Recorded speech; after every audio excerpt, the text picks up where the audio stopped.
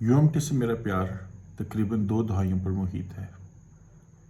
ان 20-22 سالوں میں مجھے UMT میں بہت بڑے بڑے ناموں سے پڑھنے کا موقع ملا، جس میں ڈاکٹر حسن سہیب مراد، ڈاکٹر نوید یزدانی، مبین صاحب، ڈاکٹر شاہد اور کئی اور دوسرے اچھے اساتذہ شامل ہیں۔ اس دوران ایک ایسی بات میرے ساتھ زندگی میں پیش آئی جس کو میں آج تک نہیں بھول سکا، اور یہ واقعہ تھا جب میں اپنی MS مینجمنٹ کی ٹرانسکرپٹ لینے کے لیے میں اسٹوڈنٹ افیئرز آفس پہنچا۔ کچھ میری غلطی تھی، کچھ ایڈمنسٹریٹو ڈیلیز تھے کہ میں اپنی MS کی ڈگری نہ حاصل کر سکا اور انوائے ہو گیا۔ جو UMT کا ریپرزینٹیٹو مجھے اس وقت ڈیل کر رہے تھے، ان کا نام تھا شوکت صاحب۔ میں اتنا زیادہ انوائے ہو گیا کہ میں نے شوکت صاحب سے عرض کی کہ شوکت صاحب، اگر مجھے اس وقت میری ٹرانسکرپٹ نہ ملی تو میں جو ہے وہ ہاتھ اٹھا کر تمام ان لوگوں کو جن کی وجہ سے میری ٹرانسکرپٹ ڈیلے ہو رہی ہے، میں اللہ کے حضور ان لوگوں کے لیے بد دعا کروں گا۔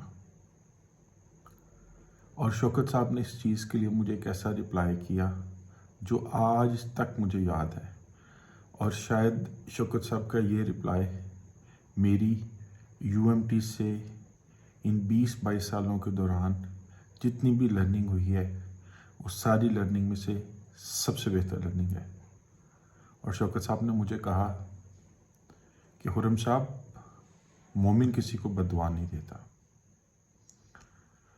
مجھے یہ بات آج اس طرح یاد آئی کہ 20-22 سال کے بعد میں کہیں آپ صلی اللہ علیہ وسلم کا ایک واقعہ سن رہا تھا،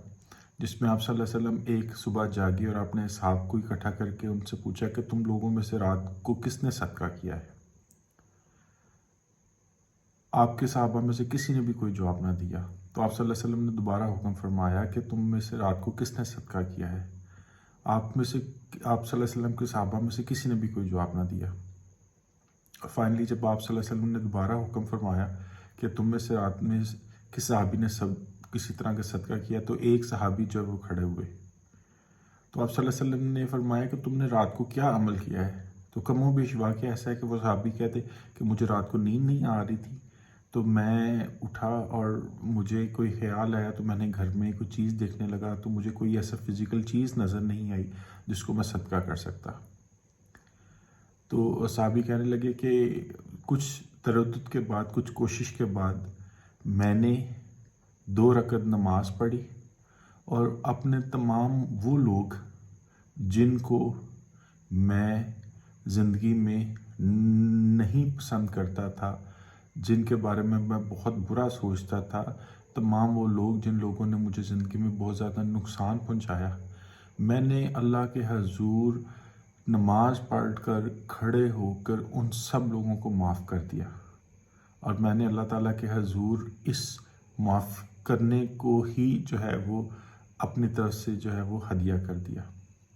آپ صلی اللہ علیہ وسلم نے جب یہ بات سنی تو میرے آقا نبی اکرم صلی اللہ علیہ وسلم نے فرمایا کہ تمہارا یہ عمل اتنا اللہ تعالیٰ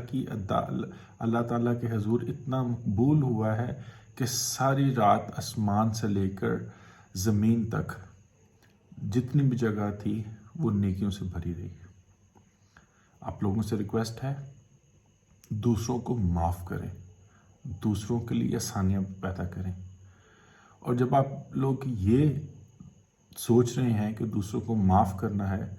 تو دوسری سائڈ پر میں آپ لوگوں سے یہ بھی ریکویسٹ کروں گا کہ لوگوں کی زندگیوں کو ایسا نہ بنائیں کہ لوگ آپ کے مرنے کی دعا کریں،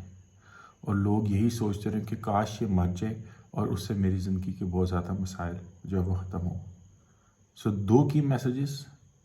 کبھی کسی کے لیے بری بات نہ سوچیں، کبھی کسی کے لیے بد دعا نہ مانگیں، اور ایٹ دا سیم ٹائم کبھی کسی کو اتنا نہ ستائیں کہ وہ صرف اس چیز پہ آ جائے کہ یہ مرے گا تو میری زندگی کے مسائل حل ہوں گے۔ اللہ تعالیٰ آپ لوگوں کو خوش رکھے۔ السلام علیکم ورحمۃ اللہ وبرکاتہ۔